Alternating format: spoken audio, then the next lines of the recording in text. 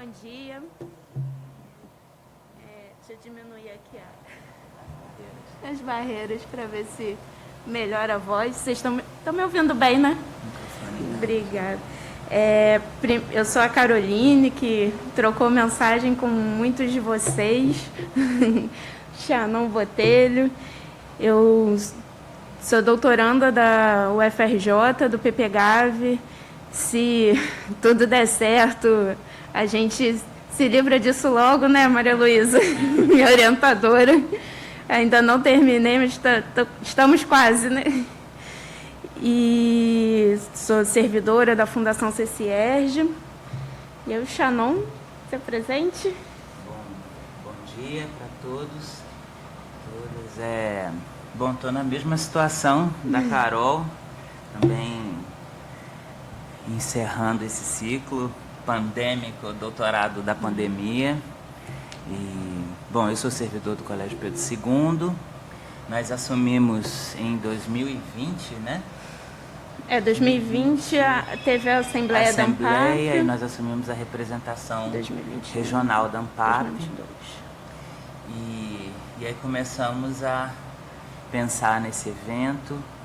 É um encontro que já tem uma tradição de ser bianual. Começou na representação da professora Maria Luísa Távora e do professor Luiz Sérgio de Oliveira, que eram representantes da ANPAP no estado do Rio, e fizeram 2 encontros já.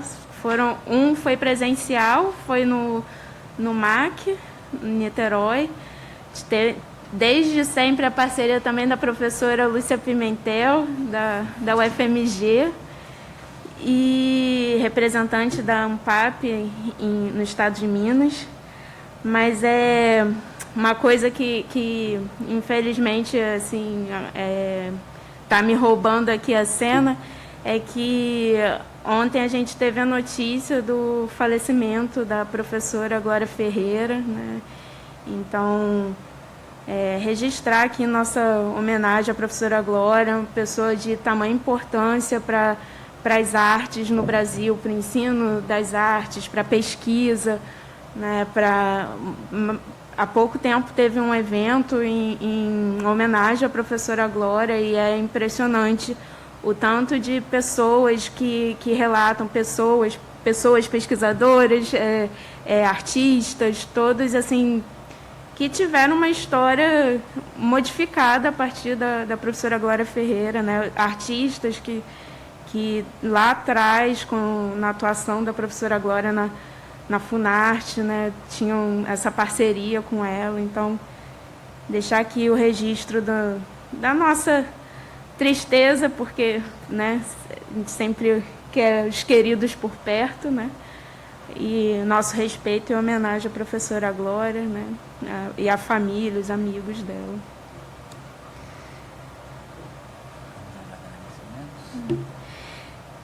Vamos.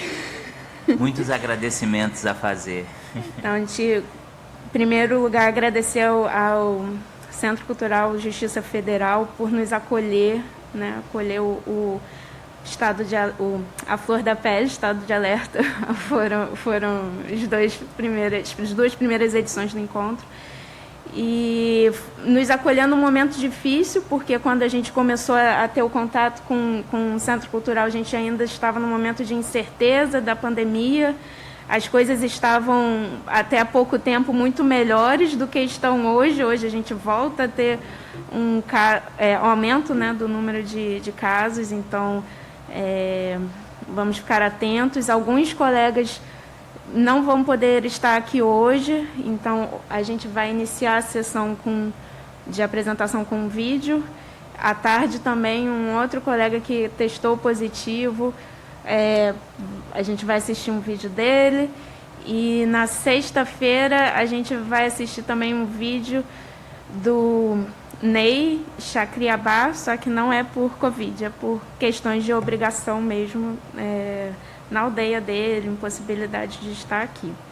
Mas, enfim, voltando aos agradecimentos, a gente agradece ao Evandro Salles, que é o assessor de relações institucionais aqui, que foi quem nos possibilitou estar aqui. Agradecer ao Flávio, nosso técnico ali, que é um anjo aqui do encontro. Agradecer a professora Maria Luísa Távora, a professora Lúcia Gouveia Pimentel, o professor Luciano Vinhosa, que desde que eu conheço o professor Luciano, sempre que eu peço apoio, ele apoia. Nunca me disse um não na vida.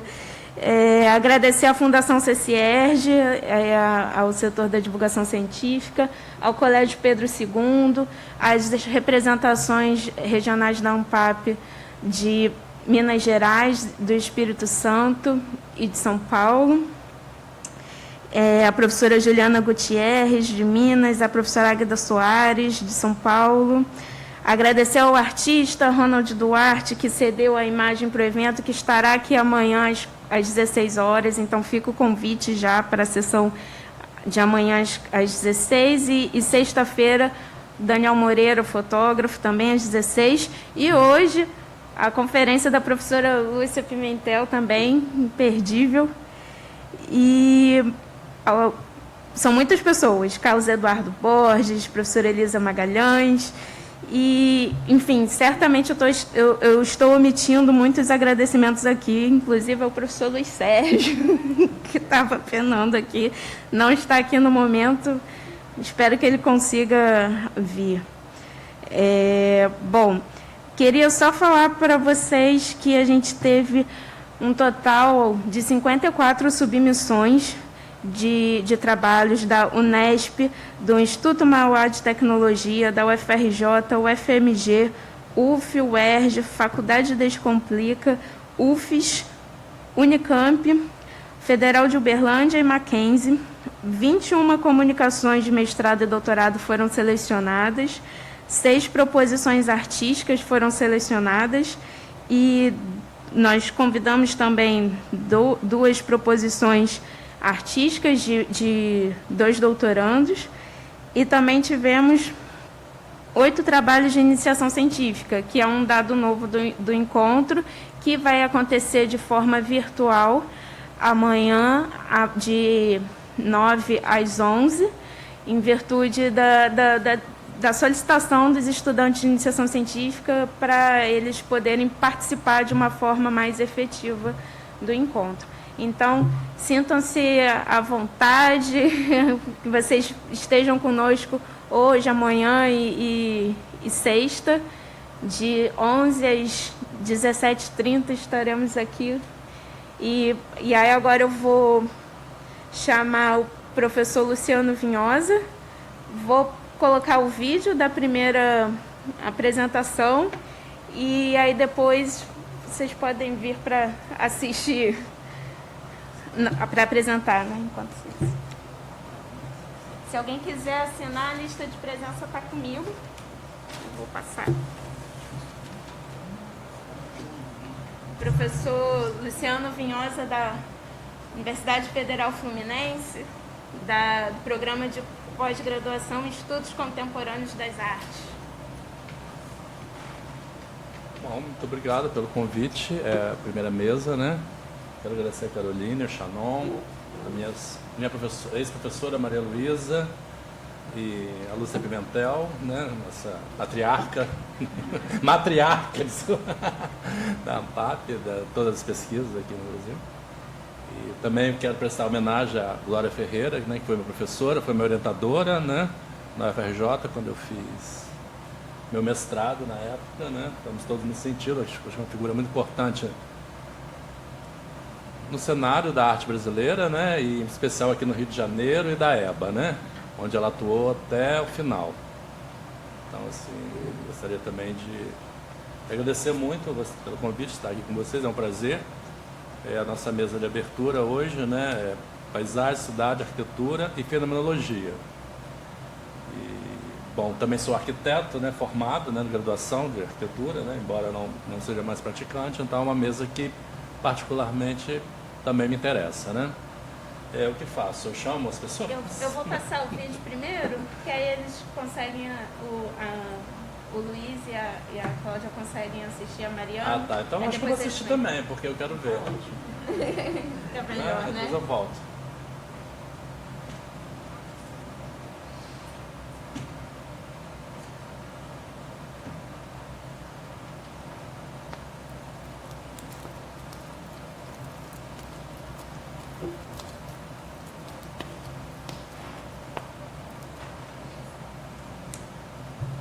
Oi, eu sou Rafael Vilaroca, atualmente sou aluno do mestrado em Artes Visuais pela Universidade Federal do Rio de Janeiro. Desenvolvo pesquisa em questões relacionadas à espacialidade, tempo e memória. Vou apresentar aqui um pouco sobre o artigo Zona de Erosão, uma introdução aos estados do lugar, que é um trabalho que é, de certa forma, introdutório de um projeto que eu venho desenvolvendo pelo menos desde 2018, né? Tendo tido uma parada nesse momento da pandemia, né? E estando nesse momento próximo de um retorno, né? De uma organização de retornar a esse espaço, né? O artigo Zona de Erosão, então, ele vai apresentar esse espaço, que espaço é esse de que é uma zona de extração que se chama na região de Pedra Cariri, que é um calcário laminado, que tem uma idade aproximada de 120 milhões de anos, né? E ela é responsável por essa extração, ela é responsável pelo sustento de diversas famílias que vivem na região do Cariri cearense, em especial as cidades de Nova Olinda e Santana do Cariri, que são onde se encontram essas zonas de extração. A pedra Cariri, ela é um minério que nos ajuda a compreender, de certa forma, a origem da nossa existência enquanto humanos, né? Porque os dados que são coletados a partir de pesquisas com a pedra, principalmente a partir da abundância de fósseis que existe nessa região, ela nos ajudou a compreender a formação de ecossistemas, de oceanos, e com isso é atribuído um grande valor geológico a esse local de extração, né?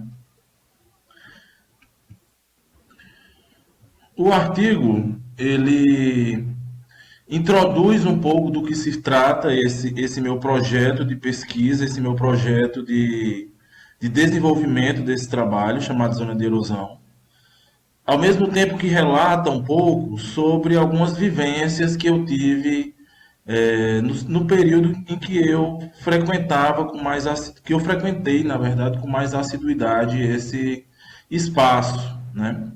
Por exemplo, o artigo conta a história de seu Evilásio, né, que é um peixeiro de origem indígena que vive atualmente na cidade de Santana do Cariri, e ele falava várias histórias relacionadas a essa zona de extração e também histórias relacionadas aos fósseis que são abundantes em toda a região, né?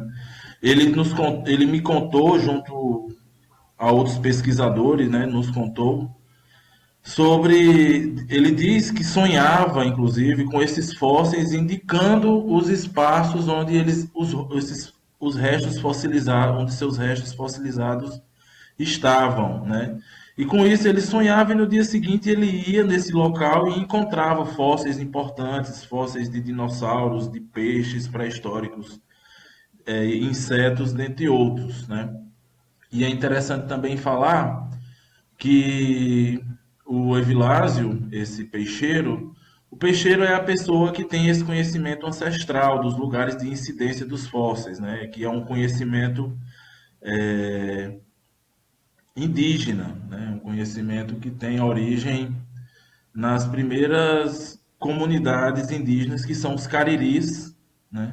Que ocupavam a região, que também é conhecida como região do Cariri. Então, o artigo, de certa forma, ele apresenta a importância geológica que tem o espaço e tenta relacionar isso, de certa forma, com a relevância mística do espaço também, né? Porque eu entendo que são milhões de anos materializados ali em pedras escavadas continuamente, diariamente, né? O que torna a montanha vai sendo completamente desmontada, né? Como se é possível ver em algumas das imagens que estão no artigo, e vai gerando com isso uma montanha de resíduos, né? Que com nem com pouco ou nenhum aproveitamento. É interessante falar também que a pesquisa ela se dá também por meio de arquivos, né? Um pouco por meio da história do espaço através dessas imagens de arquivo. E eu encontro, pesquisando, por exemplo, umas matérias jornalísticas dos anos 90, que são essa matéria jornalística é de um repórter da região do Cariri chamado Roberto Bulhões, né? Os anos 90 é o período inicial da exploração da Pedra Cariri como se compreende hoje em dia, né? Da forma como ela é hoje em dia, que ainda mantém, de certa forma, características que são ali pré-industriais, né? Nessa matéria jornalística dos anos 90, é afirmado que será uma exploração onde tudo será aproveitado. Porém, o que a gente se vê hoje em dia não é isso. Assim, na verdade, essa montanha de resíduos ou esse monturo que vai se formando a partir da extração da pedra Cariri vai ficando como um substrato da terra, né? Vai modificando completamente a paisagem. E os tempos sobrepostos nessas camadas de terra, né, eu tento evidenciar um pouco isso através desse trabalho artístico que é tanto construído através de fotografia e vídeo, né, tentando criar uma metáfora sobre esses estratos de terra, né, que eu tento articular também como uma experiência artística, né, a acumulação de experiências artísticas que vai se formando em níveis, né. E esses níveis, eles são constituídos por diversos elementos, e são esses níveis de terra, essas camadas de terra, que vão apresentando e indicando a história geológica desse espaço, né? Então, o Zona de Erosão, ele é uma tentativa de adentrar esse território de uma forma equilibrada, né? De uma forma justa também, porque nesse período de visitas ao espaço, em conversa com os lajeiros são as pessoas, são os homens que trabalham nessa extração. Eles são chamados de lajeiros.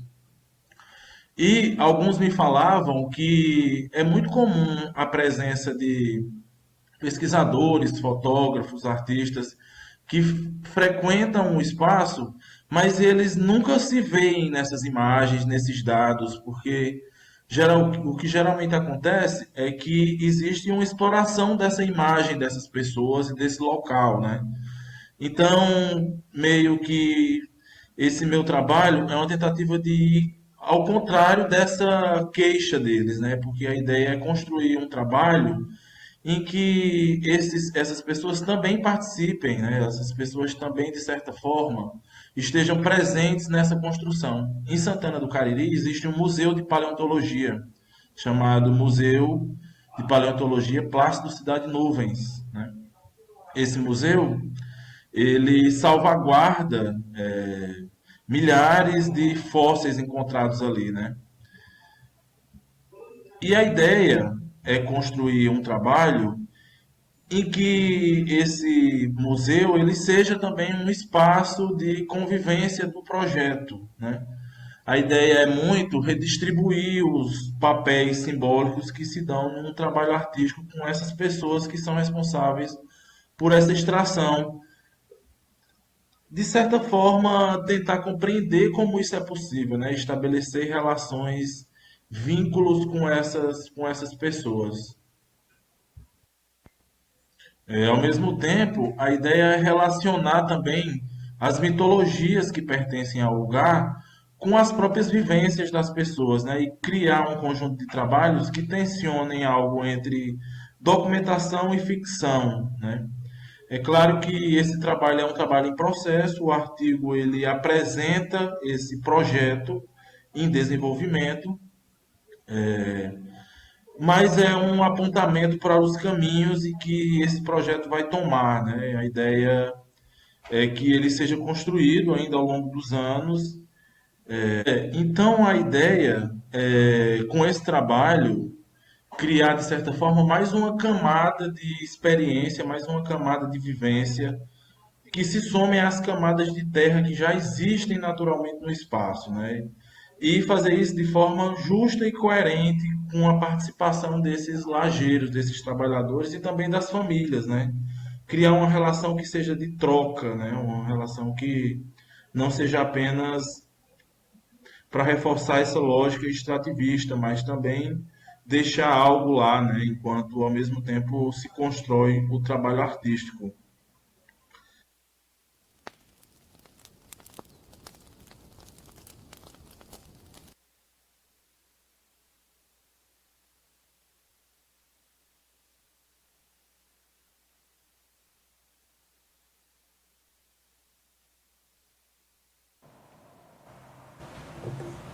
Chamar vocês para subirem à mesa.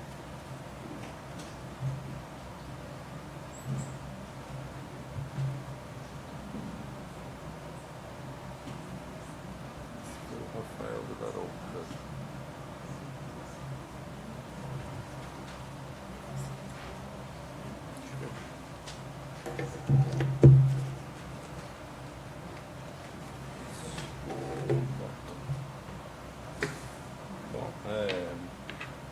Então, esse primeiro que falou foi o Rafael Vilarouca, né? É isso? E nós temos a Mariana Paraíso. É você, né, Mariana? Que é da Universidade Federal do Rio de Janeiro, que vai falar do ambiental ao cubículo, território para abrigar, confinar e alienar corpos. O Luiz Fernando Silva Sandes, da Universidade de São Paulo. Articulação da arte com arquitetura, em Carlos Farjardos, Arthur Lecha, Márcio Galan e Roberto Wagner. E a Cláudia Luiza Sampaio Damasceno, Bartolomeu Damasceno, Universidade Federal do Rio de Janeiro, o corpo imerso pela arte. Um mergulho na piscina do Instituto Inhotim, certo? Eu acho que a gente pode começar, né, dali para cá, vindo da mesma forma que eu falei, né? Então a primeira seria a Mariana apresentar. Bom dia, está dando para me escutar? Bom dia a todos, visitantes não acadêmicos e acadêmicos. Meu nome é Mariana Paraíso, eu sou mestranda em Linguagens Visuais pelo PPGAV, da EBA UFRJ, artista visual e atualmente eu sou bolsista FAPERJ nota 10. Essa é uma fala relacionada ao meu tema de pesquisa da dissertação, na qual eu desenvolvo por meio da escrita e por meio de projetos expositivos a noção de abrigo em artes visuais. Eu tomo como referência obras de teóricos como Walter Benjamin, Martin Heidegger, Milton Santos e obras artísticas de Celeida Toches, Ana Maria Maiolino, Nuno Ramos, etc. e obras literárias. Eu tenho como orientadora a professora doutora Elisa de Magalhães. Eu venho nessa casa hoje para compartilhar uma versão reduzida do meu artigo Do Ambiental ao Cubículo, Territórios para Abrigar, Confinar e Alienar Corpos, que tem como objetivo construir uma digressão espacial entre um trabalho dos anos 70, Os Ninhos, do Hélio de Sica, até instalações de arte e condições de moradia relacionados a contextos sociopolíticos atuais de crise. Os trabalhos artísticos aqui apresentados se relacionam a produções de artistas oriundos de países terceiro-mundistas e apontam para os trânsitos desiguais de um mundo que se coloca como globalizado, mas é reconhecidamente assolado por barreiras que impedem o acesso de determinados povos e classes sociais a condições de dignidade habitacional. Em meio ao seu texto, A Obra de Arte na Era de Sua Reprodutibilidade Técnica, Walter Benjamin elucubra acerca do impacto do cinema na evolução das artes, remetendo ao conceito de recepção tátil. que aproxima o cinema da arquitetura, associando a recepção dessa ao caráter de experiência desauratizada proporcionada pelo cinema. A recepção tátil seria uma potência da arte de produzir alterações profundas na sensibilidade coletiva por meio do costume, do hábito, uma potência revolucionária. No caso da arquitetura, faz pensar na educação dos corpos pelo habitar, reitera sua capacidade ambiental que se abre a uma via de mão dupla. Ela se incorpora à vida de quem a experiencia de tal forma que passa também a atravessar e formar a própria experiência de percepção desse sujeito. Benjamin diz: a arquitetura sempre foi o protótipo de uma obra de arte cuja recepção foi distraída e coletiva. As leis da sua recepção são as mais instrutivas. Daqueles que a vivenciam, não é exigida atenção, mas oferecida, em contrapartida, uma medida de relação com o mundo, uma escala à própria imagem humana. A recepção através da distração é um mote provável para pensar o caso dos abrigos em ninhos, de Harold Sica. Na sua primeira montagem, em 1970, na famosa exposição Information, no MoMA, de Nova York, o artista propunha espaços abrigados dentro do museu em uma estrutura de 28 módulos feitos de madeira, tecido em juta e almofadas. A estrutura, que se assemelha a cabines organizadas em beliches acortinadas, foi assimilada pela mídia local como um espaço onde o público poderia se deitar. A conotação transgressora do trabalho reside exatamente aí, no efeito político sorrateiro, na gestação de criar espaços de intimidade, ócio e ocultamento instalados no seio de uma instituição de renome, que se endereçava a outros hábitos corporais. Os módulos se configuravam como refúgios potenciais, cada pequena câmara contígua um abrigo parcialmente velado. O termo abrigo aparece em um trecho do texto O que é um artista hoje, de Bourriot, que diz: a arte tornou-se uma espécie de abrigo geral para todos os projetos que não se ajustam a uma lógica de produtividade ou de eficácia imediata para a indústria e para a sociedade do consumo.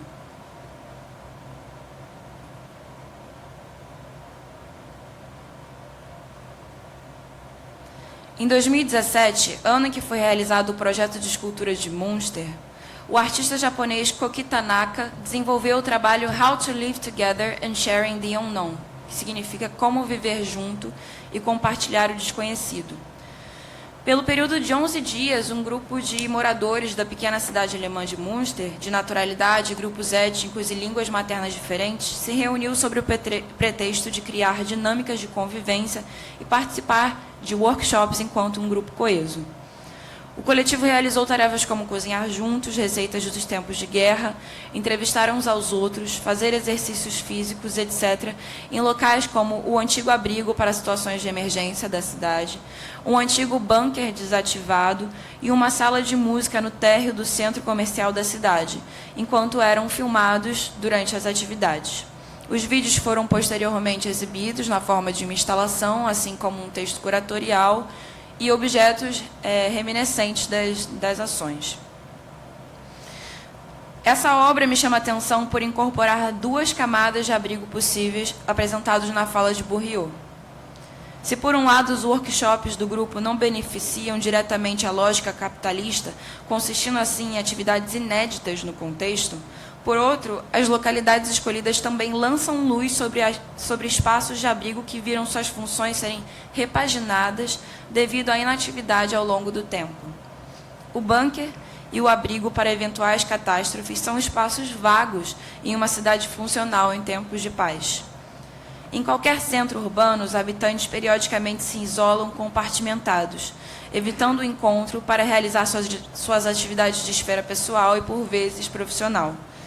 Há uma tendência produtivista incorporada na sociedade europeia, que se alastrou para outras sociedades devido às invasões colonizadoras, em evitar o compartilhamento do espaço além do estritamente necessário para o trabalho, salvo os momentos pontuais de celebração em grupo.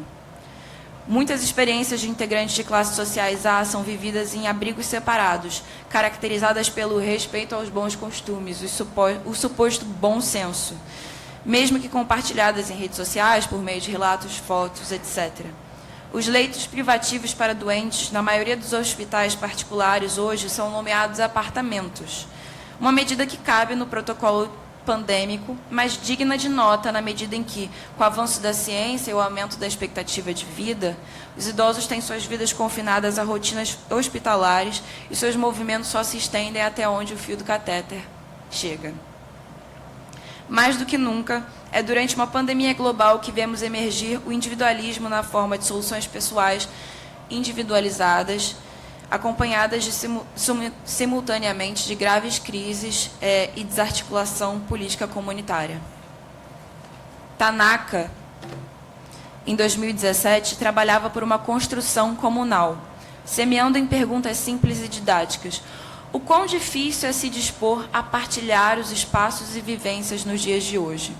Retorno às unidades das casas e ao aspecto modular dos abrigos com outro trabalho, When We Were Exhaling, peraí, isso ainda é do Tanaka, e isso é do apartamento dos hospitais particulares. When We Were Exhaling, de 2017 também, que significa Quando Estávamos Expirando, exibido na Documenta 14, em Kassel. Os ninhos de Oshitsika, ainda que compartimentados em módulos estreitos, são um espaço protegido para o acolhimento e trocas, apresentando uma proposta otimista de integração entre comunidade e indivíduos. A estrutura tubular de When We Were Exhaling, uma colaboração entre Hiwaka e os estudantes da Escola de Artes de Kassel, nos transporta para um imaginário distópico, menor até em medidas físicas do que os microapartamentos ou cápsulas, ou hotéis cápsulas comuns no Japão. A comparação finda onde um é sintoma do fetiche capitalista e o outro de tudo que o capitalismo visa ocultar.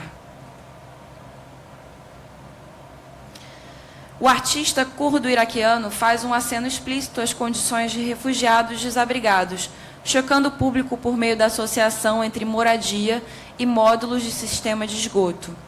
Os encanamentos de cerâmica a céu aberto, tecnologicamente mobiliados, são superiores às condições de abrigo e trânsito de muitos refugiados, que frequentemente culminam na morte tamanho os riscos a que são submetidos. Na obra, cada módulo apresenta uma estrutura fixa relativa a necessidades humanas, biológicas e culturalmente reconhecidas. O banheiro, a biblioteca, o quarto com uma pequena mesa de café, supostas ambiências de reunião e atividade física em espaços nem de longe adaptáveis para o uso humano. A instalação é uma resposta direta à experiência de Hiwa nos campos de concentração... ato falho. Nos campos de refugiados em Patras, na Grécia. No evento de uma guerra como a que ocorre entre Rússia e Ucrânia, que tensiona Ocidente e Oriente entre questões de abastecimento de energia, fome, além do fortalecimento de grupos neonazistas e a ameaça de uma guerra nuclear, penso no contraste impactante da proposta de Oiticica comparado aos contextos de imensa constrição para as populações envolvidas. Muito mais perto do que esses países, cá em terras tropicais, vivemos guerras civis próprias, e são muitas as comunidades empobrecidas que sofrem cotidianamente a asfixia de pequenos espaços e que são direcionadas em estado permanente de exceção à sobrevivência, não à experiência. Mesmo os efeitos de crises que não a imobiliária têm impactos sociais inestimáveis nas condições de moradia, caso da crise climática que nos impele a pensar nos deslizamentos nas encostas dos morros, como os ocorridos recentemente em Pernambuco, e das crises decorrentes dos processos históricos e sociais da escravidão, como o encarceramento em massa da população negra no Brasil. As crises passam a se acumular e sobrepor em emaranhados de difíceis desembaraço. O cubículo, enquanto uma instituição capitalista, vai além da restrição espacial de uma ilha de telemarketing. Ele está na própria impossibilidade de trânsito entre camadas financeiras e sociais da comunidade, se instaura como uma marca de nascença que delimita até onde vai a dignidade habitacional de um sujeito e sua comunidade. As tecnologias desse cubículo parecem infinitas.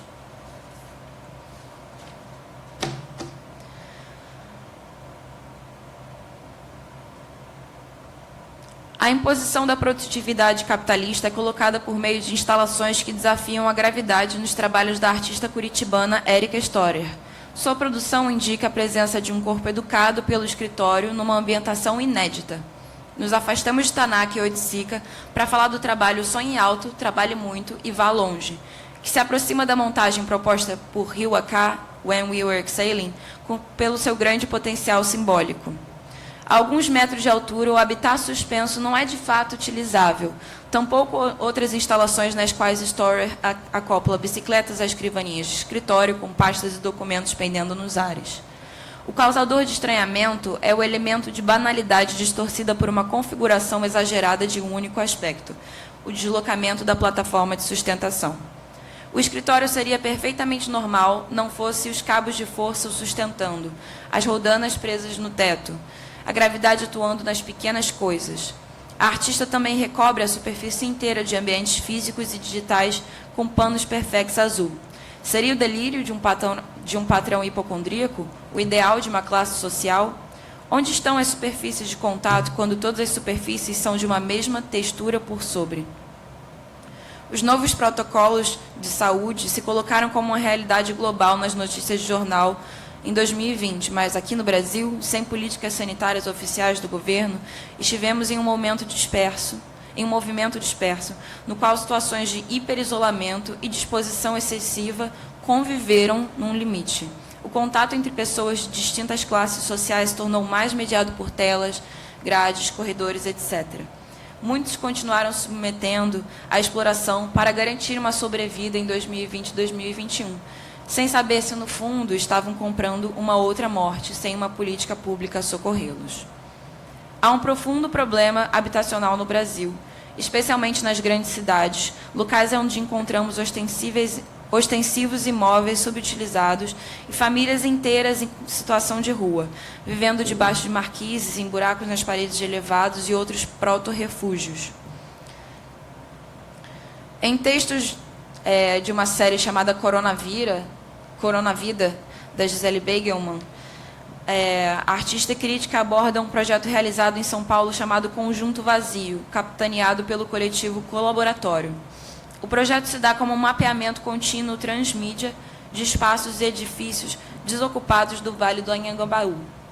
Destaco a intervenção que se utiliza de holofote para demarcar alguns desses endereços. Mas também houve um site. Não é difícil imaginar que muitos desses lugares mapeados desde 2015 sigam inabitados. Diante do problema iluminado pela intervenção do coletivo, cabe afirmar que há, sim, um motivo e função para que o espaço da cidade seja cada vez pior em sua distribuição, mesmo em países de larga extensão como o Brasil, e que nem mesmo diante das situações como a atual pandemia mundial, com o número de mortes de brasileiros superior ao número de mortos na Guerra do Paraguai e da gripe espanhola, que não haja concessões por parte daqueles que detêm o poder da propriedade. Os apartamentos desocupados e inutilizados de modo algum servem para nada. A função exercida por eles é assegurar o acúmulo de riquezas, parte do jogo econômico das garantias de um futuro, ainda que os bombardeios em Mariupol coloque em questão se qualquer cômodo em qualquer lugar do mundo já foi seguro. Nas estruturações das cidades, dos conjuntos habitacionais, há regras e eventuais furos, e a arte, por vezes, nos convida a transgressões simbólicas. O alcance de um inimaginável, porém, parece às vezes ser um atributo apenas das virtualidades, diante das realidades que nos pressionam a conformação, a banalização do absurdo. O espaço, por mais vazio que esteja, é regido por uma teia de fatores que o ativa mesmo quando este parece desativado.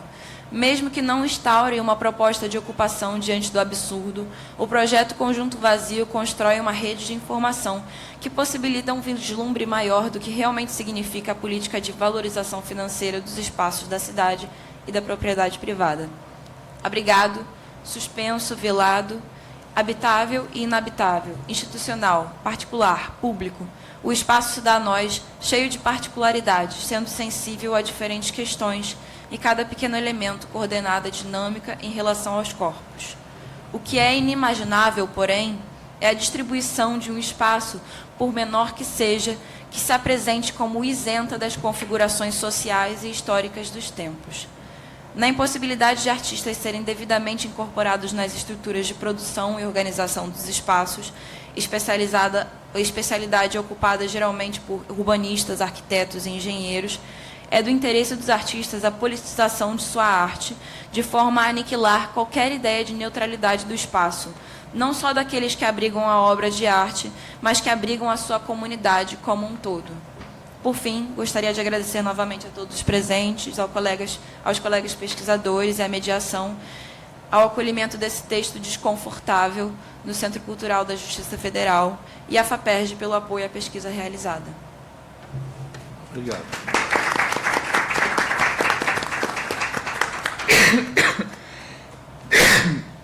Vamos seguir.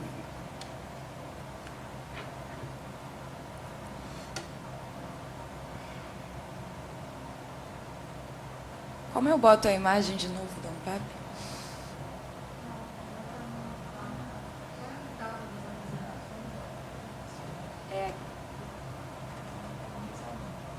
Tá. Ah, tá. É essa 3?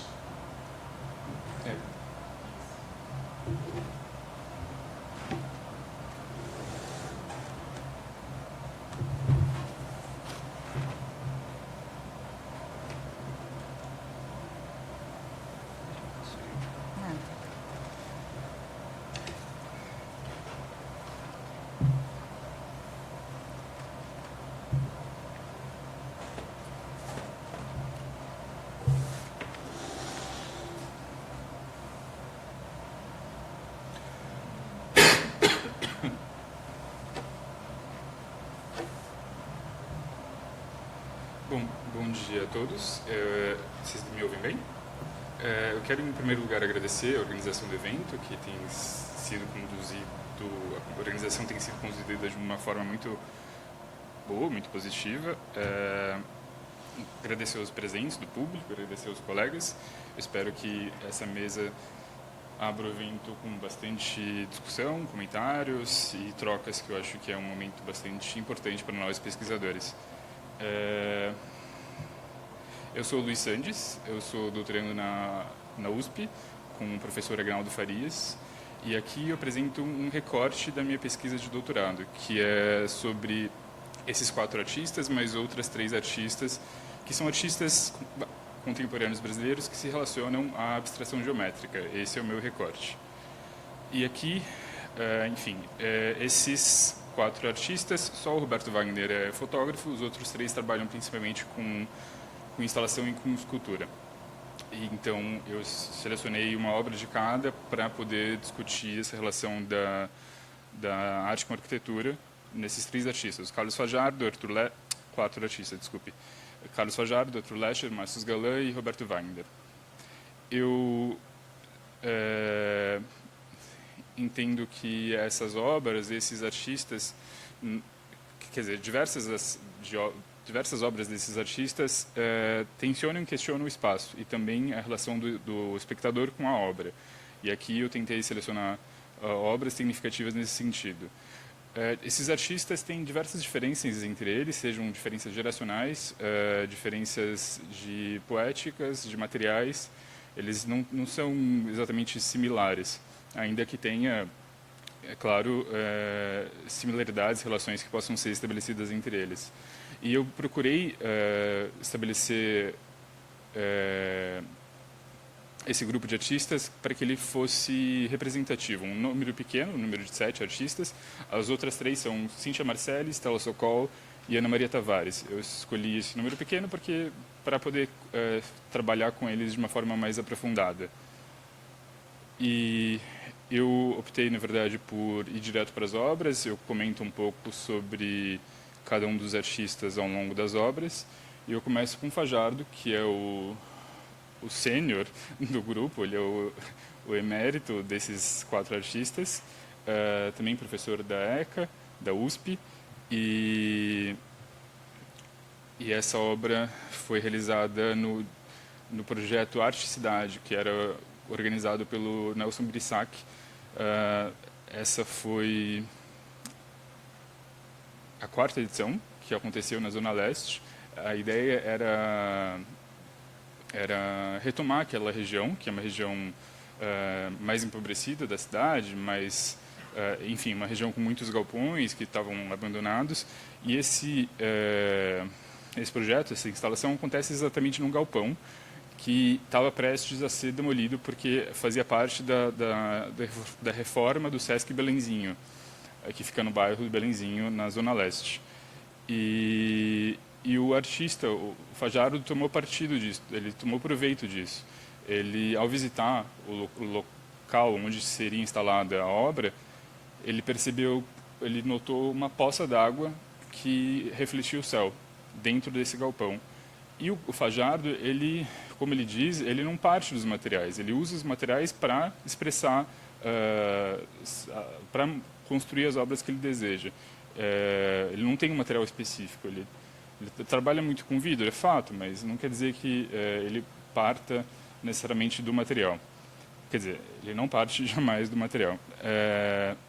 E aqui, tentando explicar aqui que essa obra é como se fossem 2 tablados de 40 centímetros de altura espelhados por cima.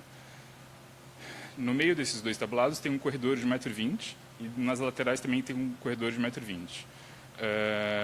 E as laterais são paredes espelhadas também. E aqui, essas imagens, a gente já consegue vislumbrar que o céu está sendo refletido. E porque o telhado já estava em parte destelhado, mas ele manda destelhar totalmente para poder fazer o que ele tinha visto na poça, refletir o céu, inverter a posição do céu, colocar o céu no chão. E aqui é uma vista da parede. Aqui dá para vislumbrar o corredor lateral. E aqui enfocando o céu refletido.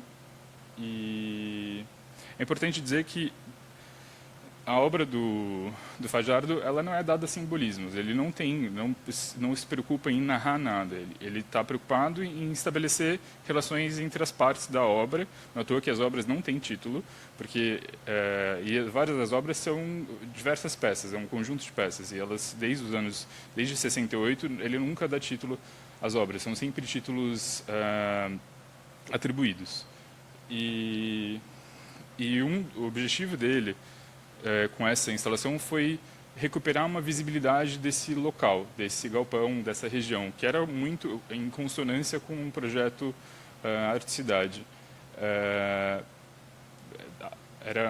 E por fim, uma história que eu acho interessante, não acho que seja, me foge a palavra, uma história sem propósito. 2 crianças foram na exposição, uma de 5 e outra de 7, 2 irmãos. E a criança menor se aproximou do espelho, se deitou um pouco sobre o espelho, e o menino mais velho agarrou a irmã, porque ele estava preocupado da irmã cair no infinito. Cair, né? Como se aquilo pudesse cair. Então, eu acho que não é porque é uma história de crianças, eu acho que isso ilustra bem o sentido da obra, o efeito que a obra exerce sobre o público,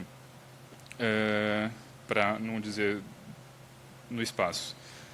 Já aqui a gente parte para a obra do Arthur Lescher, que participa da Bienal de 87, Bienal de São Paulo, Aerólitos, e ele, na verdade, ele submete esse projeto sem ter a intenção de ser aprovado. Ele achava que ele não seria aprovado, ele só queria ser conhecido pelo júri.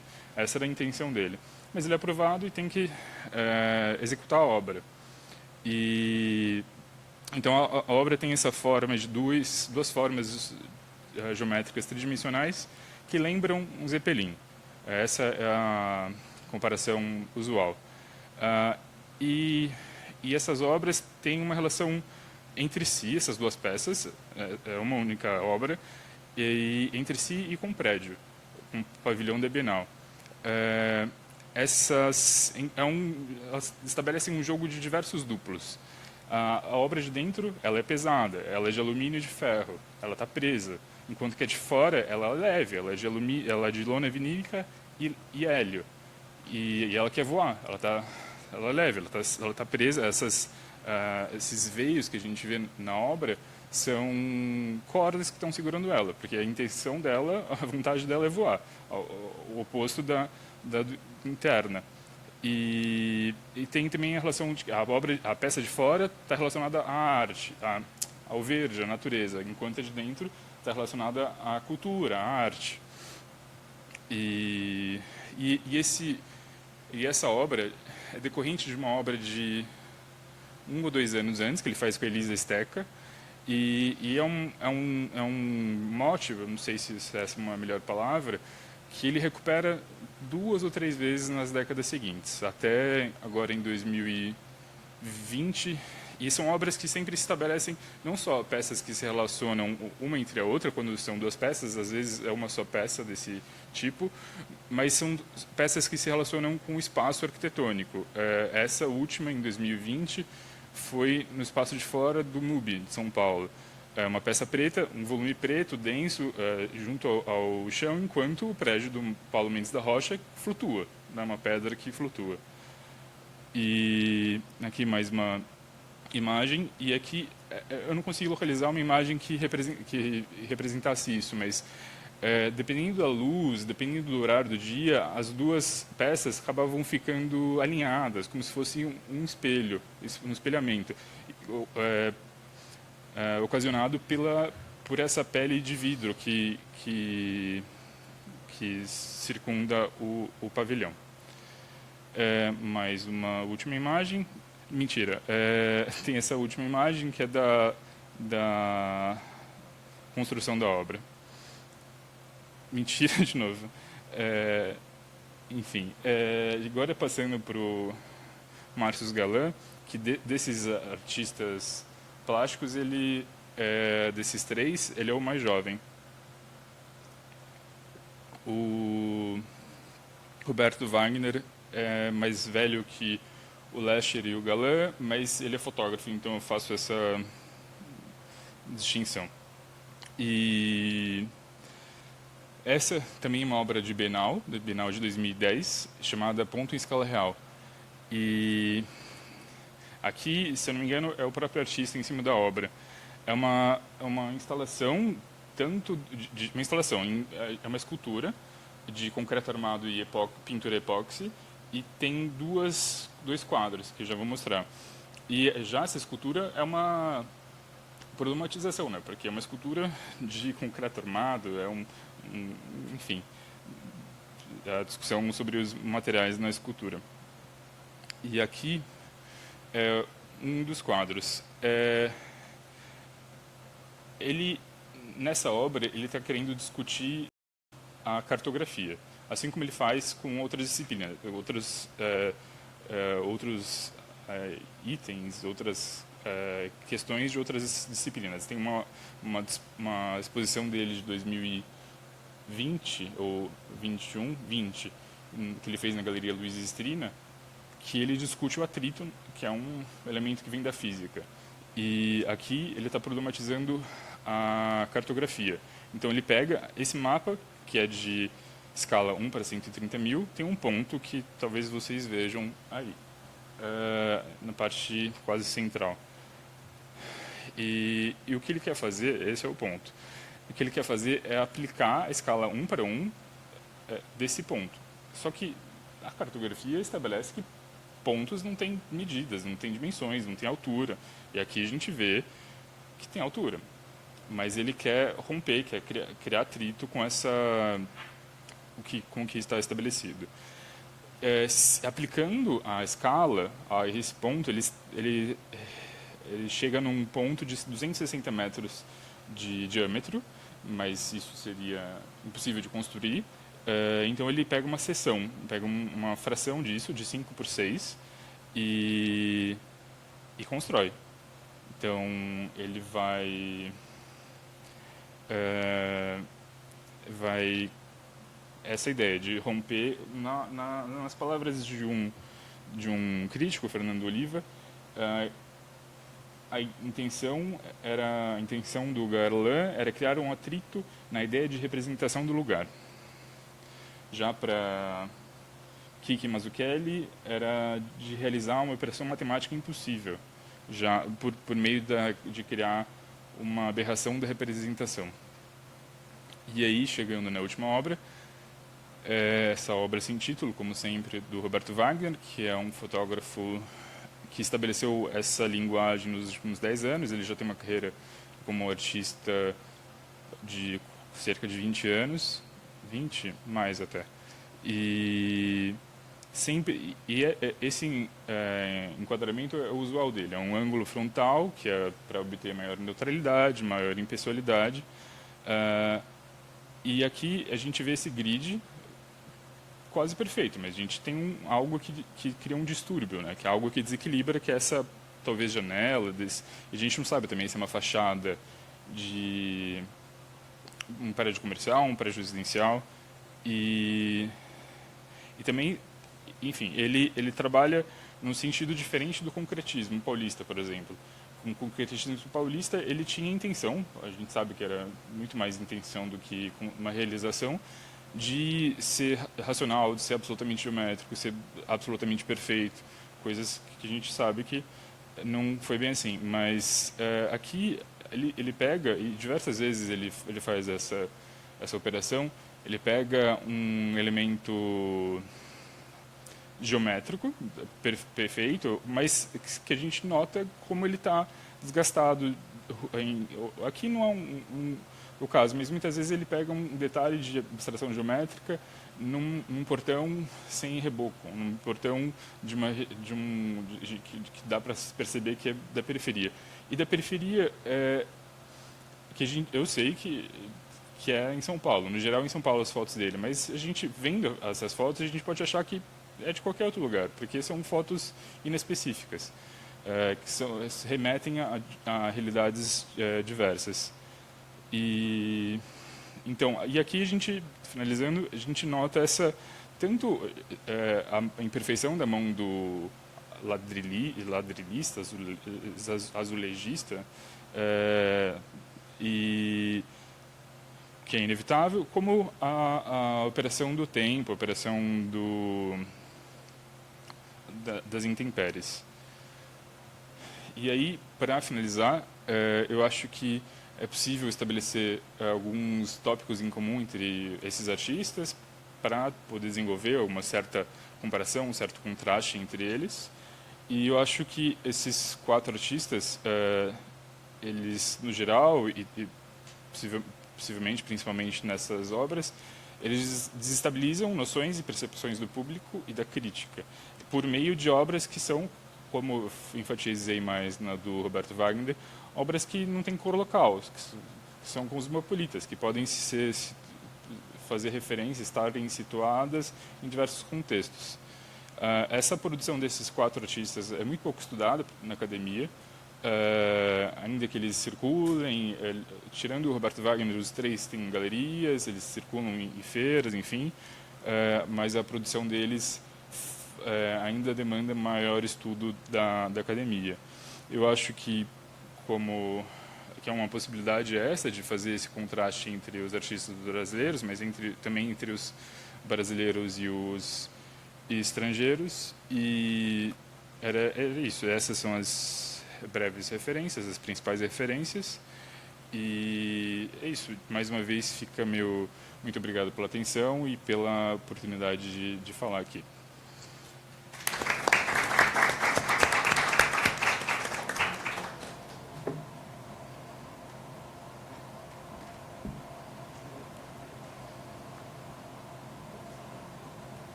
Bom, agora, Cláudia, né?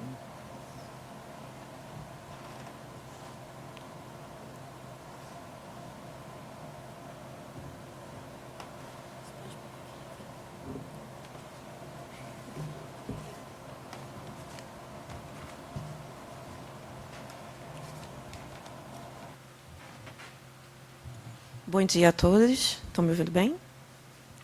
Agradeço ao evento, ao público presente e também ao PPGAV, ao programa de pós-graduação, professora Maria Luísa Távora, que já foi aluna, por me acolher. Bom, meu nome é Cláudia Bartoli, como eu falei, sou do PPGAV, da UFRJ, e eu trago aqui um artigo que é um recorte da minha pesquisa de mestrado, O Corpo Imerso pela Arte, um mergulho na piscina do Instituto Inhotim. Eu fiz uma analogia, já que a obra é literalmente uma piscina, como vocês vão ver. Bom, primeiro eu vou começar com a introdução, que eu vou apresentar primeiro a primeira parte sobre o Instituto Inhotim e depois a análise da obra. Essa é a obra do artista argentino Jorge Mack, e esse artigo ele trata da fenomenologia da arquitetura entrelaçada à produção artística contemporânea como foco principal, que investiga percepções e poéticas formuladas a partir da relação entre arte, arquitetura e paisagem, e principalmente a experiência corpórea do espectador como fator primordial para a obra em si, a partir da análise da obra desse artista argentino Jorge Mack, Piscina, de 2009, montada no Instituto Inhotim, uma instalação que se apropria do seu entorno como repertório artístico da obra.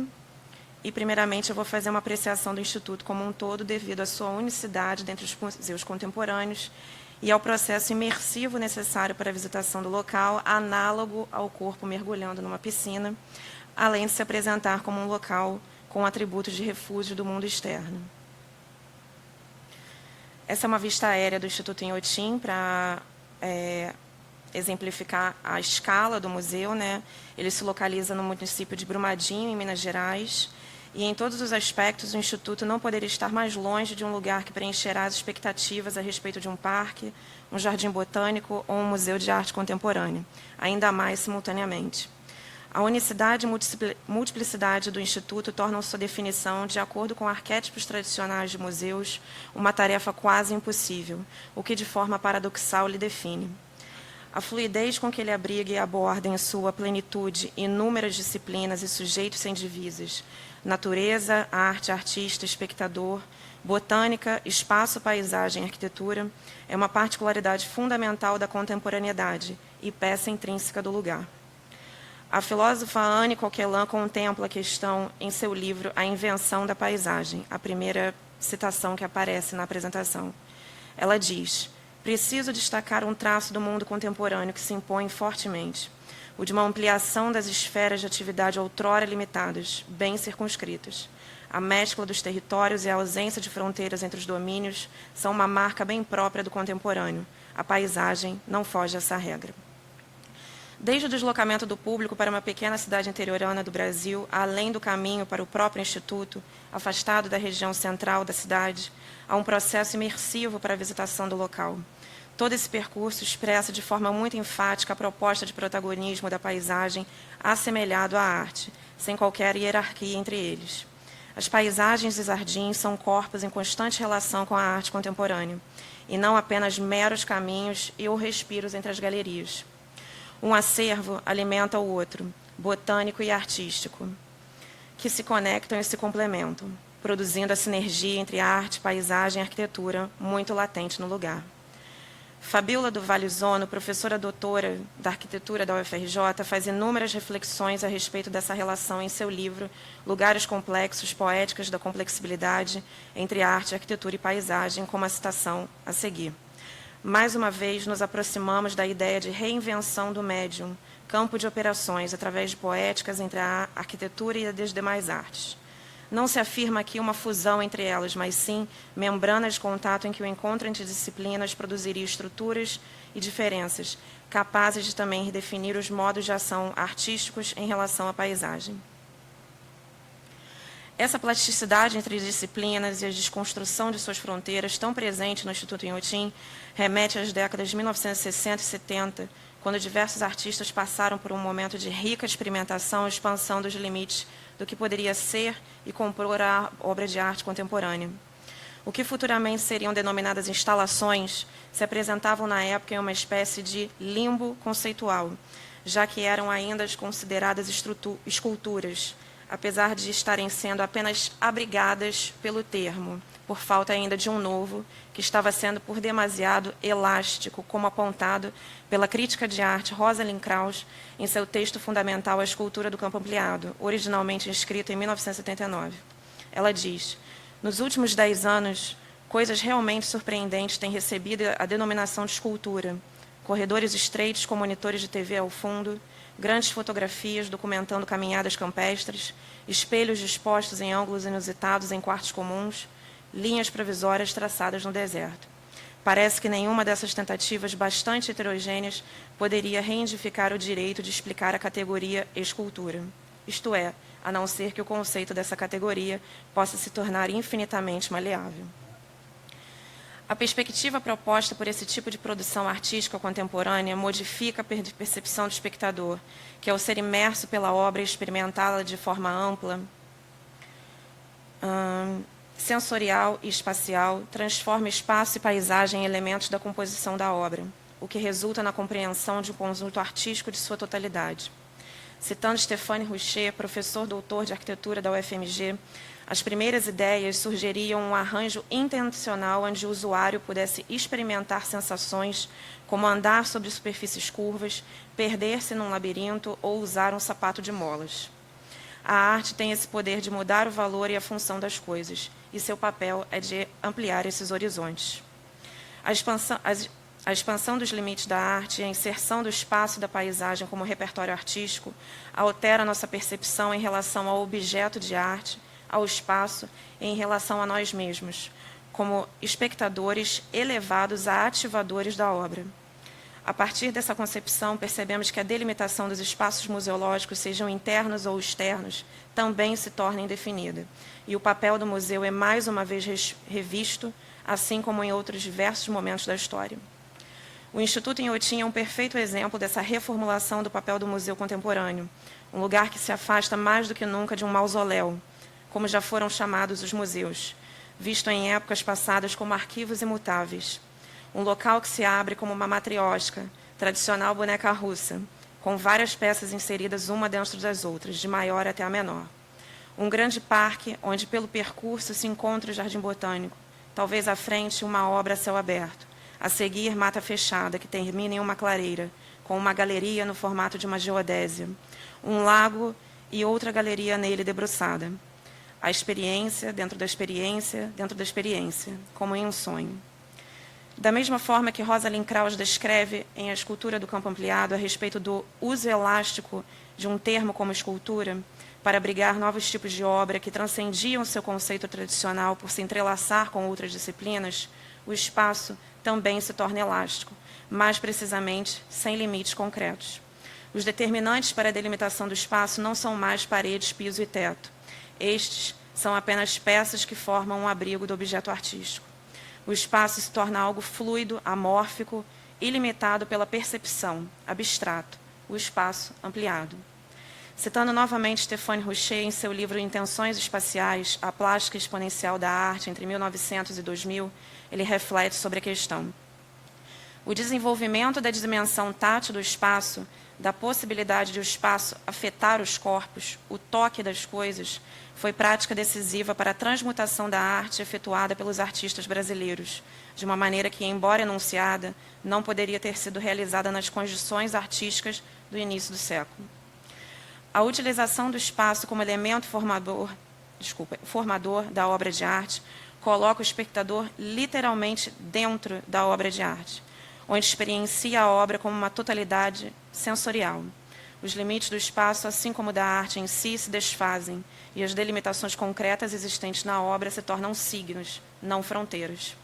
A percepção da obra pelo espectador e, consequentemente, do espaço, segundo a fenomenologia, se dá através da experiência corporal antes da análise, como citado por Maurice Merleau-Ponty em seu livro A Fenomenologia da Percepção.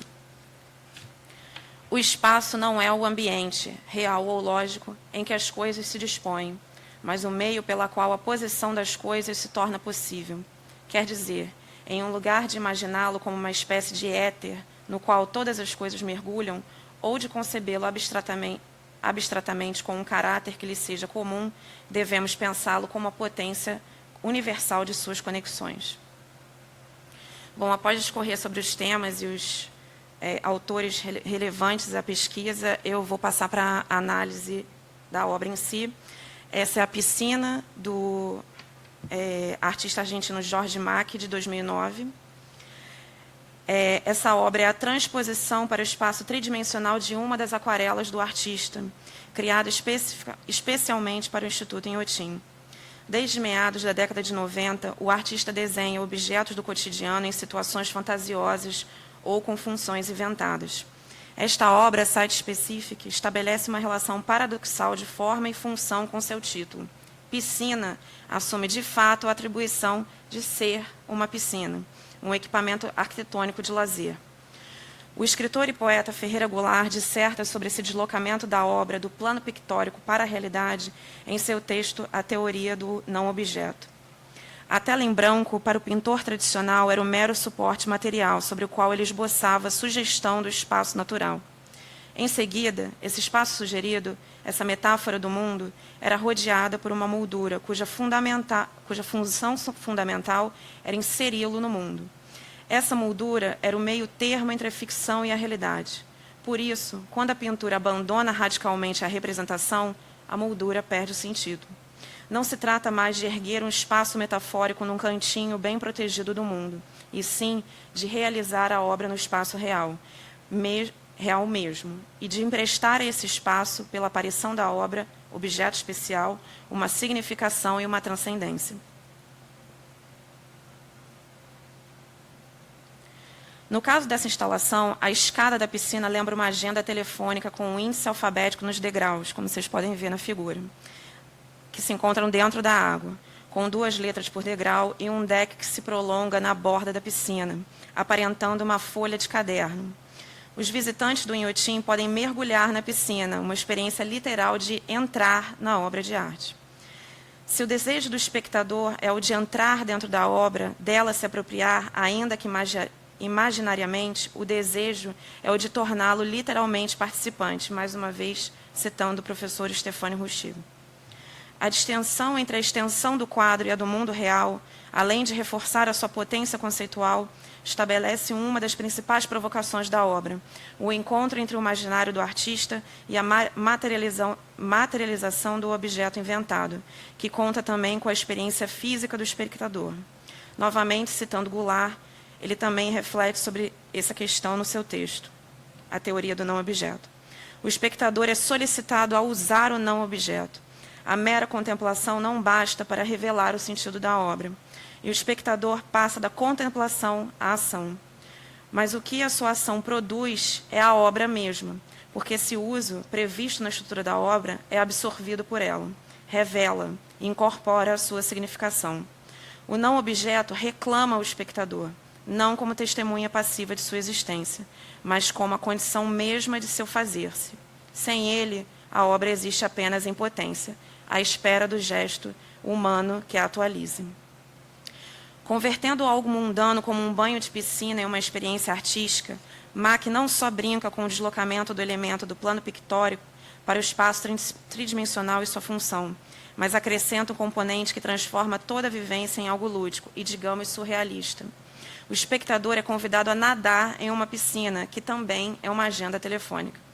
A arquitetura se torna elemento constituinte da obra de arte, assim como a ação do espectador, que se torna seu partícipe. Os dois fundamental para a obra ser obra. No livro Os Olhos da Pele e a Arquitetura dos Sentidos, o arquiteto finlandês Juhani Pallasmaa discorre sobre essas reflexões. Ele diz: toda experiência comovente com a arquitetura é multissensorial. As características de espaço, matéria e escala são medidas igualmente por nossos olhos, ouvidos, nariz, pele, língua, esqueleto e músculo. A arquitetura reforça a experiência existencial. Nossa sensação de pertencer ao mundo, e essa é essencialmente uma experiência de reforço da identidade pessoal. Em vez de mera visão ou dos 5 sentidos clássicos, a arquitetura envolve diversas esferas da experiência sensorial que interagem e fundem entre si.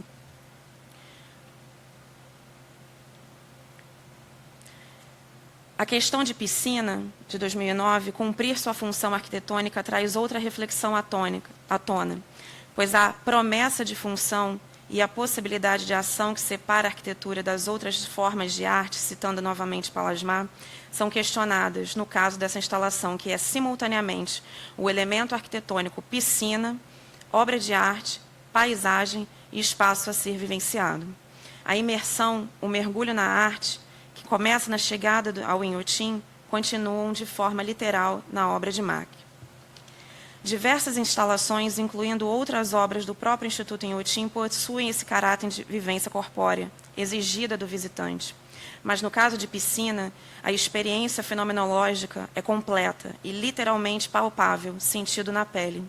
O visitante é apresentado a uma clareira plana, gramada e a piscina centralizada, inserindo-se na paisagem, assim como a obra.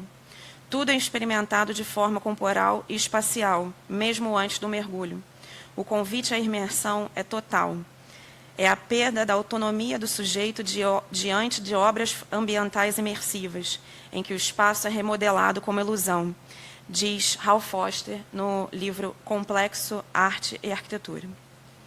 A instalação opera com elementos da arte contemporânea que extrapolam as fronteiras das disciplinas e modificam as funções dos elementos que compõem a obra. A piscina, componente arquitetônico cotidiano, uma forma que encontramos de enquadrar um trecho do mar juntamente ao seu entorno, criam um lugar sem a demarcação do que é arte, natureza e arquitetura. A paisagem se torna parte da obra, sem delimitações distintas e ou hierarquia entre ela e o que é construído. Sobre a questão, mais uma vez, Fabiola Zono, professora da UFRJ, desenvolve em seu livro. A paisagem pode ser compreendida como uma dinâmica de imagens, linhas de diferenciação que se multiplicam e transformam a todo momento. Considerando a dimensão imagética da paisagem, é possível afirmar que não há, na contemporaneidade, separação entre arte e não arte. Nela, não se imagina a criação de elementos idealizados, mas de aparências efêmeras de um grande número de estímulos visuais que participam de um processo sempre inclusivo. Além de fazer parte da obra, a paisagem de entorno da qual Piscina está inserida também interfere na composição estética da instalação. De acordo com o horário e a luminosidade do dia, o clima e a quantidade de espectadores, a claridade da água e sua cor são alteradas. Após muitos visitantes utilizarem a piscina, o deck está sujo de terra e grama, e as letras dos degraus não ficam tão visíveis. Tudo contribui para a obra de arte como meio, não somente como objeto e ou elemento. A obra propriamente dita fica no nível e abaixo do solo. Não é possível, como em outras obras, avistar a instalação do horizonte. Logo, o público só a identifica se aproximando do local. Esse jogo de esconder resulta no protagonismo da paisagem na obra, juntamente com a ativação da mesma pelo público em um resultado lúdico e despretensioso. Não se sabe onde ela começa nem termina, assim como a mão do artista em relação ao espectador, o que é construído e o que é natural. Tudo é arte. Eu agradeço novamente a presença do público e ao evento. Obrigada.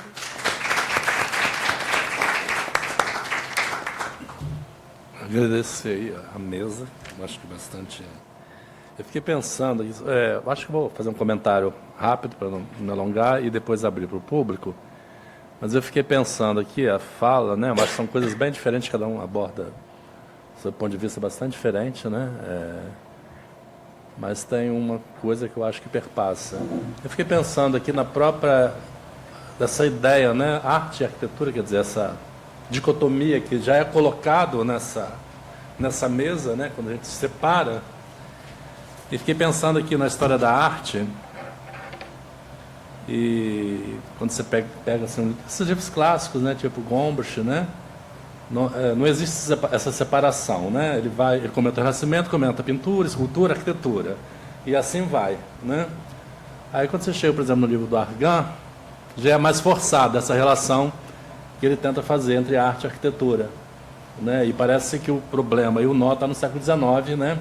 Que separa os objetos funcionais, né? Portanto, a arquitetura, da arte, né? E todas essas obras que vocês mostraram, umas mais arquitetura, digamos assim, outras mais arte, de alguma forma, né? Elas problematizam justamente essa fissura, né? E o termo que a Mariana Paraíso trouxe, quer dizer, o conceito do Walter Benjamin de recepção tátil, também me intriga há muito tempo esse termo. Ele usa também um outro termo, que é imagem tátil. Ele usa também as duas formas, né? No artigo que ele fala sobre surrealismo, ele vai vai trabalhar imagem tátil. E eu acho que a concepção de imagem tátil e que ele aproxima a arquitetura do cinema, né, nessa relação do cinema, eu acho que é justamente uma mudança de um paradigma que não é mais a concepção de arte que se coloca numa posição, que a gente se coloca numa posição reflexiva, de um julgamento estético, mas da experiência, né? Na verdade, eu acho que ele quer dizer isso, né? Um campo de uma experiência que a arquitetura traduz muito bem, né? Que é uma arte que a gente não para refletir, a gente usa, né? E em todas essas aproximações, de alguma forma, aparece essa tentativa, né? Na verdade, eu acho que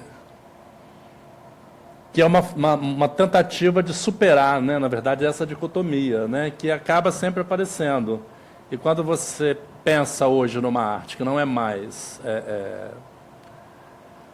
possível a gente fazer um julgamento estético, né, de se colocar diante de um afastamento diante de uma imagem que nos é dada, de uma pintura que nos é dada, de uma escultura que nos é dada, né, e colocarmos num distanciamento para supor o que é indizível naquilo, né, de pensar sobre o indizível daquilo, mas sim que a gente está usando, né, como a gente usa.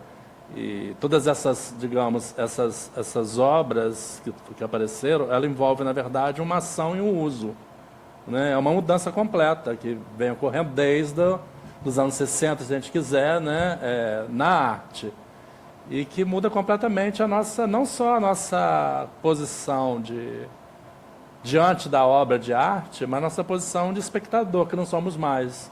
Nós somos, na verdade, usuários da arte, né? E talvez a gente possa pensar hoje em alguma, não mais colocar dessa forma, arte, arquitetura, mas falar simplesmente de arte, né? A gente tem sempre um certo pudor, né? Assim, particularmente dos trabalhos que vocês apresentaram, esse trabalho, eu não sei qual é o artista, aquele que fez aqueles módulos, eu acho que eu vi esse trabalho lá em Marseille, que lembra os ninhos da Sica, inspirado no... Está funcionando? O Rio AK. Eu acho que eu vi esse trabalho em Marseille. O dos canos de esgoto, né? Eu acho que eu vi essa... Não sei se era alguma coisa parecida ou se era...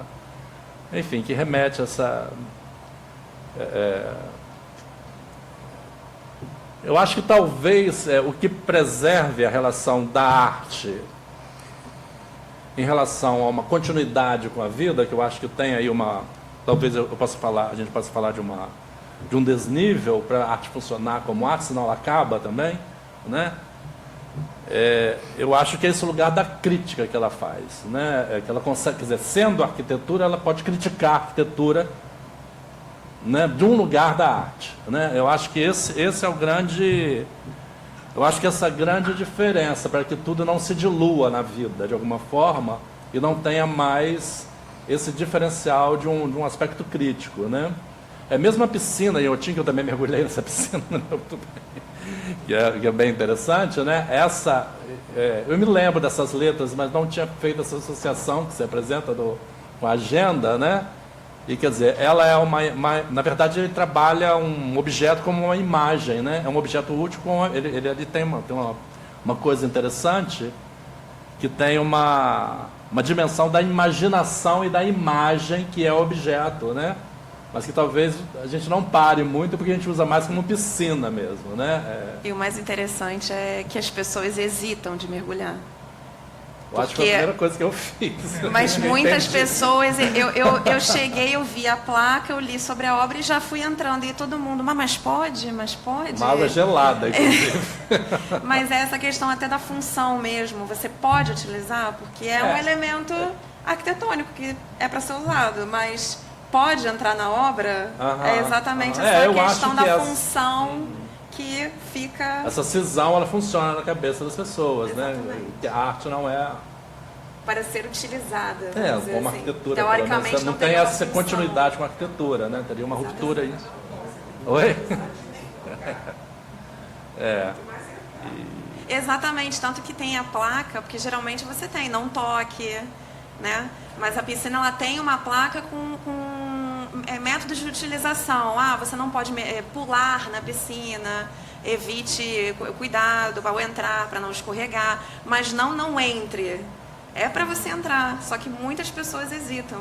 Isso que é o interessante de você assistir, observar as pessoas ali em volta da obra. Mas tudo isso é para falar isso, da ideia de experiência, né? Que tudo está ligado pela experiência, por favor. Não, é porque eu acho que também esse funcionamento, ele só ocorre também considerando o espaço no qual o trabalho está sendo inserido, né? Que, tipo, seria completamente diferente se ele fosse, por exemplo, na Cinelândia. Tudo bem que na Cinelândia não tem um gramado, mas no Campo de Santana, sabe? E eu acho que uma coisa que talvez eu tenha sentido um pouco falta, até porque no meu caso eu aponto muito, é sobre essa inacessibilidade do Inhotim também, porque ele é um espaço que ele não enfim, ele tem um valor de entrada, Sim. Ele fica muito retirado também, então eu acho que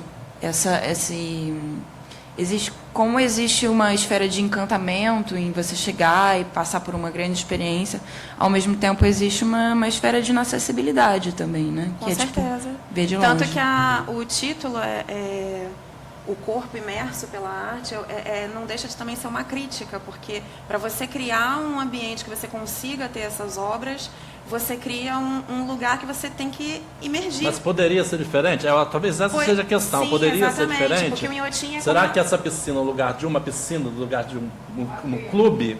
no clube, né? No clube, Bom, ela teria o mesmo efeito, entendeu? Eu acho que...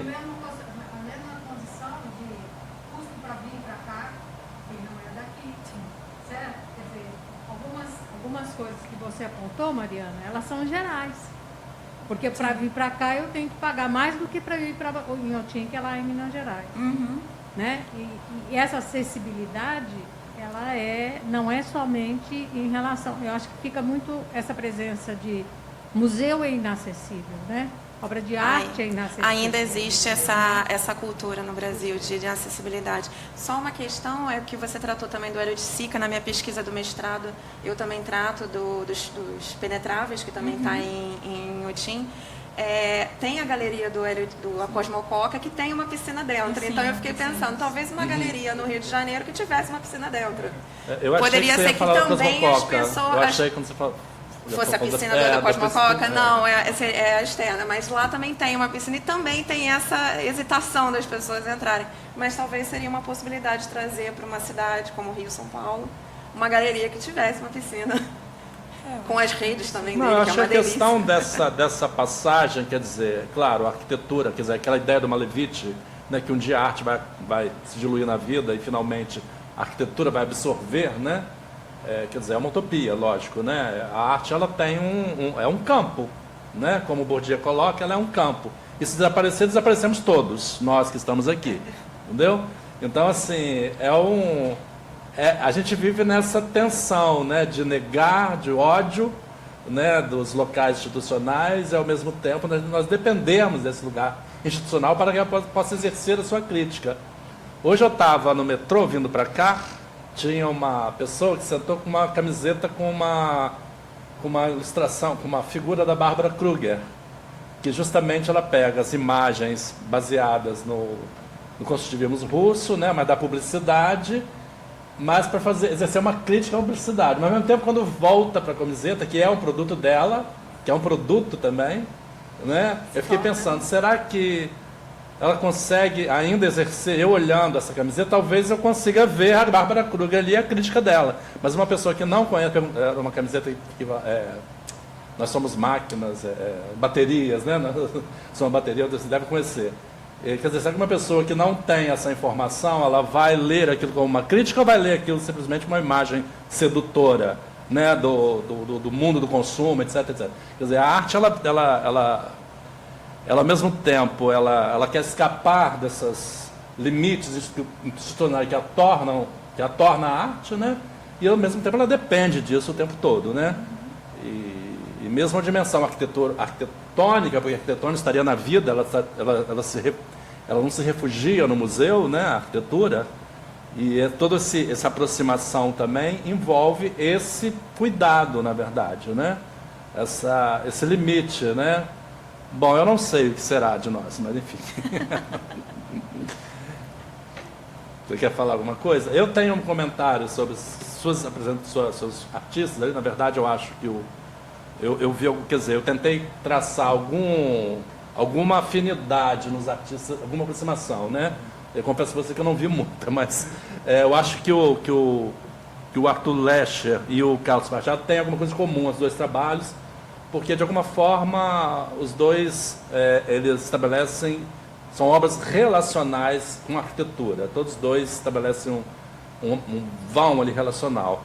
O que eu achei mais diferente foi esse Galé, que eu não conhecia. Galã, né? Também está no Que, na verdade, o que ele faz ali, pelo que eu entendi, ele pega uma abstração, que é o espaço geométrico, né? A ideia de um ponto, e transforma em algo concreto, né? Que é uma coisa completamente diferente do que os outros fazem. Eu fiquei pensando, qual é a aproximação que você está fazendo com esses artistas, porque trabalham sobre aspectos da arquitetura muito diferentes, né? Como é que você está lidando com isso, assim, metodologicamente, conceitualmente? Em primeiro lugar, eu acho que as suas colocações foram, tentando alinhavar a mesa, foram bastante pertinentes. Eu acho que, mas, além disso, eu não acho que necessariamente essas 4 obras tenham tanta relação. Eu acho que entre si, não acho que seja por aí.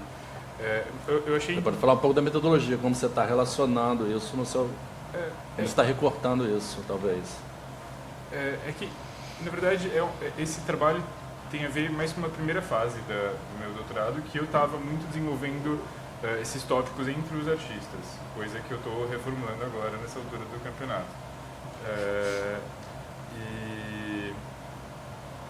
Deixa eu pensar. Mas enquanto eu penso, eu achei interessante que o trabalho da piscina tem a ver com o trabalho do Fajardo, eu acho. Que reflexo do céu. Não só do reflexo. A pessoa, o trabalho do Fajardo não é para ser pensado, lúdico, né? É para se interagir fisicamente com a obra. Ele não está propondo uma narrativa, propondo algo, ele está propondo que as pessoas se sintam, se vejam os outros. Não é uma questão de reflexão profunda. A experiência antes da análise, é a fenomenologia. A do Fajardo é seca, né? Seca. A sua é molhada. Mas, Um bom... 2 tipos de imersões, seca e molhada.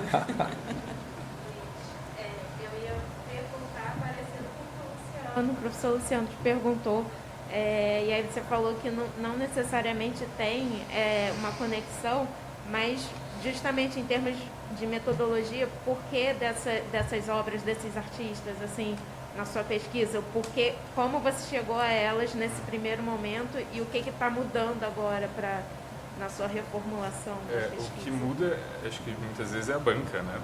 É a Aquário. Aquário a gente... A realidade de pós-graduando.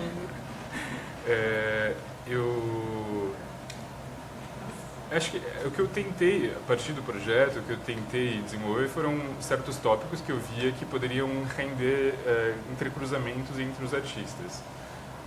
Eu vi também a questão das transparências, que é uma coisa que aparece em diversas das obras desses artistas. Eu fui mais atrás de elementos das obras, de diferentes artistas que se repetissem, mais os elementos do que afinidades entre as obras dos artistas, entre os 4 artistas.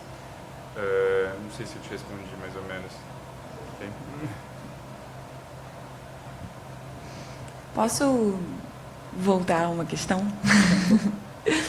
Então, eu fiquei pensando sobre aquilo que você falou sobre deslocamento entre os lugares e chegada às instituições. E, na verdade, eu acho que o que eu fiquei pensando mais era que, quando eu falei da Cinelândia, por exemplo, é porque eu estava falando sobre um acesso pago ou um acesso que as pessoas já usam um local e elas passam indo mesmo na direção daquela ideia utópica do uso como um novo formador de hábitos, uma criação de uma percepção diferente. E de, tanto você experienciar, vivenciar um lugar de uma forma diferente, quanto você testemunhar outras pessoas vivenciando. Eu acho que, nesse sentido, não uma crítica ao trabalho dela, imagina, mas é um ponto de vista diferente, assim, no sentido de pensar socialmente a acessibilidade de um espaço e como aquilo cria uma afetação, assim, por mais que a gente queira fugir, a intervenção pública, ela também é uma categoria de arte. Claro, eu acho que a questão o que faz aparecer a arte é a ideia de evento, né? Por exemplo, durante esse fogo ali do Ronald, aquilo ali é um acontecimento. Sim. Então aquilo ali te recorta, né? Sim. De alguma forma. Não é estar dentro do museu, é você ter essa potência do evento, Sim, né? sim. Que eu acho que é o que dá o corte da arte necessário, né? Mas esse é um corte também que não precisa ser, tipo, temporal, né? Por exemplo, aqueles pirulitos do Valtércio Caldas, que vocês lembram deles, que subiam? Ali ainda. Não é aqui, Não, um deles, em algum canto, foi retirado. Não, já puseram, tá até melhor, mais bem feito, porque o primeiro era mal Botaram feito. de novo? Enfim, ele teve a chance de refazer e fazer melhor. Que ótimo. Enfim, a duração deles é, tipo... não é temporária, né? Eles ficam, e mesmo assim eles causam esse efeito de evento porque eles se destacam. Lógico, eles se são destacam. totalmente estranhos. Né? Claro, assim, o Otim, a gente não pode dizer do Otim que é uma coleção privada, lógico, ele faz o que ele quiser com o trabalho dele. Né? Claro. Então, assim, mas eu acho correto o seu pensamento, você pensar nos museus públicos, lógico, né? Eu fiquei surpreso esses dias que eu fui levar meus alunos, marquei uma aula no Mar, quarta-feira. O Mar não abre mais a quarta-feira, abre de quinta a domingo. Assim, viabiliza, né, o uso dos equipamentos públicos para fins didáticos, enfim, assim, eu fiquei muito chateado com isso. E não é só o Mar, o MAN também, todos os museus. Quer dizer, é uma forma também de você... não é só cobrando que você dificulta o acesso ao espaço, é também você não dando a possibilidade de você visitar nos dias úteis. Bom. Se eu puder trazer uma questão, eu acho que é isso de por que certas obras não circulam em outros meios. Eu acho que tem sempre a questão de que a arte está mergulhada no mercado, né? Isso a gente costuma esquecer, ou deixar de lado, mas isso é inevitável. Isso eu entendo como um fato. E aí acho que essas questões, por que uma galeria não vai colocar uma piscina aberta? Porque não é vendável. Enfim, isso num nível bastante básico que eu estou dizendo, mas acho que vocês conseguem imaginar coisas nesse sentido. Acho que a arte também está sujeita a uma lógica mercadológica, enfim. Mas muitos dos artistas, acho que todos nós aqui, a gente citou artistas que criticam também, até porque a instalação não é uma obra que você vai pendurar na sua casa. E eu acho que eles fazem essa questão das críticas, muitos artistas, incluindo outros também. O Cildo Meirelles é um que também está em Otim, ele fez muitos anos as Coca-Colas, e essa crítica ao mercado de arte também, né? Mas contendo para não falar, mas já que você falou de Cildo... ele também é meu amor, pode falar. É meu objeto de pesquisa, né? Opa, a obra dele, né? E acaba que, assim, teve um congresso que eu participei em Lima, que eu apresentei o Sol Sem Carne. E aí uma pessoa me perguntou assim, mas ele não foi cooptado? Eu falei, não. Ele, desde o início, ele produz e expõe e tá no MAN, né, no museu, na instituição. Então, assim, ele é uma pessoa crítica, no sentido de que ele é um artista que se afeta pelo mundo, que percebe as coisas que acontecem, tanto que, né, tem um dado político em diversas obras dele, mas isso não o isenta de estar numa instituição, e os artistas não são ingênuos, né? Então eles sabem onde eles estão pisando, eles sabem o que eles querem, né? E muitas vezes acontece assim de ter artista que se propõe uma obra política, mas de enfrentamento com a instituição, mas daqui a pouco aparece uma oportunidade, tá ele expondo lá naquela instituição que a rigor o trabalho dele não combinaria, ou não combina, e fica forçado, né? Então, enfim, só um comentário para tacar fogo ali. Nesse sentido, vender não quer dizer executado, né? Não, é o artista que não Mas tá, ao mesmo o artista tempo, não é o professor, tem que Cildo, viver, por exemplo... tem que viver de alguma coisa. Mas ao mesmo tempo, o Cildo, por exemplo, sabendo dessa posição que ele tem, a gente pode mencionar a questão do, por exemplo, dessa exposição que a Clarissa Diniz e a Sandra Benite se retiraram, né, enquanto curadoras, por questões de censura. A posição do Cildo de retirar a obra dele foi completamente determinante para uma mudança de posição da instituição, por causa do efeito que ele tem político e mercadológico, claro, pela relevância histórica dele. Então, ao mesmo tempo em que ele compra essa relação com uma grande história da arte, com H e todas as coisas que... H em maiúsculo, e todas as coisas que... Enfim, todos os paradoxos, as contraditoriedades que rolam entre você produzir um discurso e você se envolver com determinadas dinâmicas mercadológicas, ao mesmo tempo, por causa disso, que ele pode também, em alguns momentos críticos, afetar provocar mudanças, né? O que eu vejo é que o Cildo é um artista coerente, sabe? Ele não se propõe a uma coisa e faz outra, né? Sim. Enfim, dentro dessa lógica eu entendo que os trabalhos que vocês apresentaram, todos eles têm lá uma relação ou com a instituição ou com o espaço público, né? Isso da instituição, retomando o que a Cláudia falou, acho que vários desses trabalhos existiram porque eles estavam debaixo do guarda-chuva institucional, né? Esses 2 dos meus trabalhos eram de Bienal. Você pode fazer a crítica que for, pré-Bienal, mas, enfim, tá debaixo desse guarda-chuva.